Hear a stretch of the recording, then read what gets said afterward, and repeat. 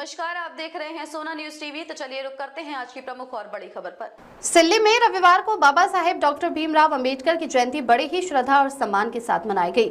अंबेडकर ग्राम विकास समिति के तत्वाधान में आयोजित इस कार्यक्रम में कई गणमान्य लोग उपस्थित रहे। कार्यक्रम की शुरुआत ग्राम विकास उच्च विद्यालय से एक भव्य शोभा यात्रा के साथ हुई, जो अंबेडकर पार्क तक पहुंची।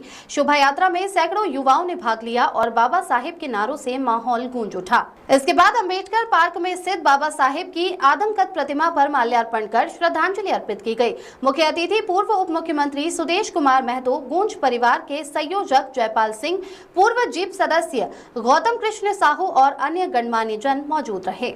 इस मौके पर सुदेश महतो ने कहा कि डॉक्टर अंबेडकर सामाजिक समानता के प्रबल पक्षधर थे। उन्होंने शिक्षा और संविधान के माध्यम से सामाजिक बदलाव की नींव रखी। आज भी उनके आदर्श समाज के लिए प्रेरणा स्रोत हैं।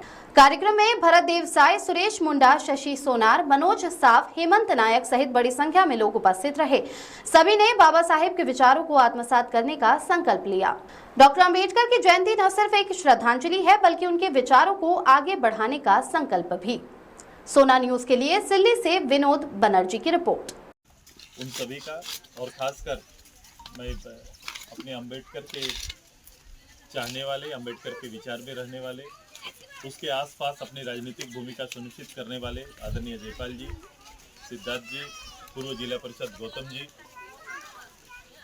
मैं उसके साथ साथ इस पूरे कार्यक्रम प्लेटफॉर्म को चलाने में जो महत्वपूर्ण भूमिका ब्लॉक स्तर पर करते हैं, मैं आदरणीय ललन भाई, मेरा पूर्व नया पीढ़ी जो इस समय इसकी चेतना से जो लोग आए हैं, एक जो पारंपरिक रूप से मनाते आए हैं, दूसरा मैं देख रहा हूँ कुछ लोग जो इनकी चेतना की उपज के रूप में उन्होंने स्वतः खुद को आगे लाया है और इस कार्यक्रम में अपनी भूमिका निभाते हैं। उस पीढ़ी को मैं अपनी ओर से धन्यवाद, मैं हलमात को भी अपनी ओर से धन्यवाद देता हूँ, क्योंकि बाबा साहब कोई साधारण व्यक्तित्व का आज यहाँ पर हम लोग के छांव पे खड़े नहीं है। पूरा भारत और भारत का लोकतंत्र अगर आज के दिन में भी विद्यमान है, सुरक्षित है और जिस पर पूरे देश का भरोसा है, तो उसका एकमात्र कोई कारण है, एकमात्र कोई विचार है, उनका नाम है डॉक्टर हमारा अंबेडकर जी। उन्हीं के कारण आज हम सब सुरक्षित हैं, संरक्षित हैं। इस विषय को लेकर संजीदा रहा, वो कारण रहेंगे, लेकिन ये सब करने के पीछे का जो तात्पर्य है,